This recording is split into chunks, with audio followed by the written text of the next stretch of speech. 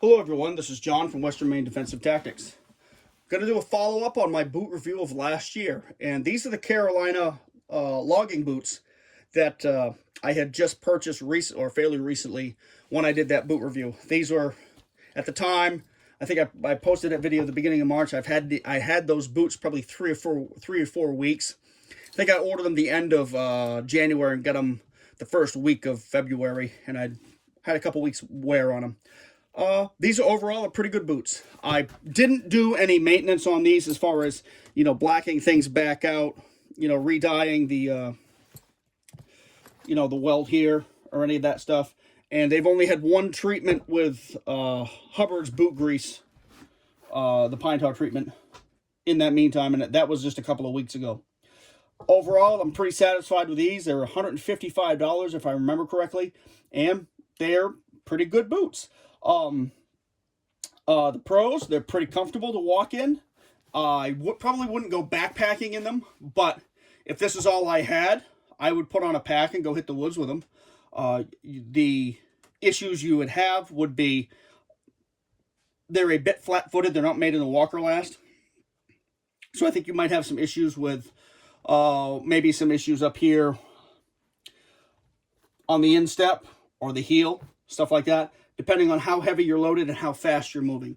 You could definitely move heavily loaded with these boots. It's not going to be as easy to walk quickly as it will be with a hiking boot, in my experience, because these are built pretty flat-footed and not on a rocker last. But to each his own. Traction on the soles is pretty good. It's wearing a bit, but not nearly as much as it would be if these were a hiking boot with a softer rubber sole. Now, this boot is lined with like a waterproof lining, and it's actually pretty effective. I don't have much faith in quote-unquote waterproof anything, because it just isn't. It might be initially waterproof or very water-resistant, but as time goes on, as the boot wears, the stitching loosens up and water seeps in. And that's what I expected with these, but it hasn't really happened. The most I've had is just a little water leaking in, like in the seams here, but it leaked between the leather and the lining and didn't soak through. I felt cold on my feet, but my feet didn't get wet, and it was just like a little seep that started and then stopped as quickly as it started. My boot didn't fill up with water. And I've had these crossing streams, about up to here for, let's say, the 30 seconds or a minute, however long it takes to cross the stream. It didn't wet through.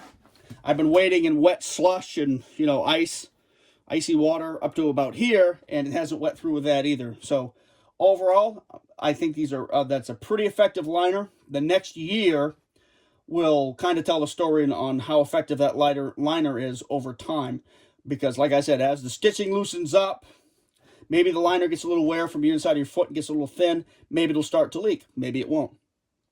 Anyway, for the value for the dollar, I think they're pretty high, and these are made overseas, of course. They're not bad. They definitely have taken a lot more abuse than any of the the glorified sneakers that pass as combat boots have on my feet anyway, because they wouldn't have survived 6 months of what these boots have. And just to be honest, just to be clear, I didn't wear these a lot during last summer, because the liner made these just a little too warm, just a little too steamy on the feet. There's a day or two that I wore them, riding a motorcycle or, running out to fish or something like that. But I didn't wear them day in, day out. Now, I wore them from about February until the end of May, laid off in June, July, and August, and then I started wearing them again last September, and I've been wearing pretty much every day since. There might have been 1 or 2 days where I wore my muck boots around the house, but usually I wear my muck boots for chores. If I'm going someplace or going to work, I wear these. Overall, I like these boots. They're a pretty solid choice on a fairly limited budget. $155 isn't really a whole lot to pay for a pair of boots. So if you're looking for a spare pair of boots for the apocalypse, or I don't know about a primary boot, because the heels are wearing a little bit faster than I like, but the lugs up here are holding up pretty well. I'm thinking just because I used a softer rubber in the heel. This is not a bad choice. If you're used to a combat boot with a flatter heel, you will have to get used to the logger heels, but Every once in a while, I get on a surface where it'll be a little bit tippy, and there's a danger of twisting your ankle. But once you get used to it and learn to expect it, you'll be fine. That might be of greater risk if you're heavily loaded with a backpack. Just saying, the flatter heel might be a better choice, but this makes up for it because on wet logs and rocks and crappy terrain, these have excellent traction. Been very happy and almost impressed with these as far as the level of traction I get versus other boots in terrain that I travel fairly often. So, and they make pretty good motorcycle boots too. Anyway, I hope that turns you on to a decent pair of boots. They're not awesome. They're not the quality of Whites or West Coast, but you know what? As a boot to tide you over until you get a really excellent pair of boots, or to have a couple pair of boots on standby, one to throw in the truck, one to keep at camp as a backup, hey, this isn't a bad choice. It's very cost effective. And Carolina did a good job of controlling their quality control, and I believe the Vietnam factory where these are made. Yeah, Balance made in Vietnam. But the leather is pretty good quality. A little bit more substantial than the ones on the quality of the leather on my Chippewa Super Loggers, because this is just more dense. You can feel it. It's more dense.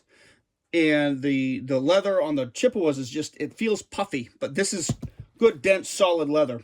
And it's not as good as the old Carolina the Carolina Engineers boots I had when I was in high school, but it's still pretty good leather. So you might want to give these a try if you don't have anything else, or if you're in the market for a good pair of boots to knock around in. They're really good for working on concrete. I found them very comfortable for, walking here, carrying this, carrying that, climbing stairs, doing the normal work stuff. Of course, they're not steel-toed because I did not want a steel-toed boot. But overall, I'm pretty satisfied with my, $150, $155 purchase. And I would probably buy them again. In fact, I put a pair on my son's feet in order to kind of further the test, because he doesn't take care of his boots like I do. So I figured in another year, we'll see what his boots look like, because if they're not falling apart and destroyed, that actually is a pretty good testament, because my son's very hard on boots. He's a teenager and outgrows and abuses footwear, basically for fun. So anyway, I hope this helps you out, turns you on to another option for boots, and we'll see what else I can find. Take care.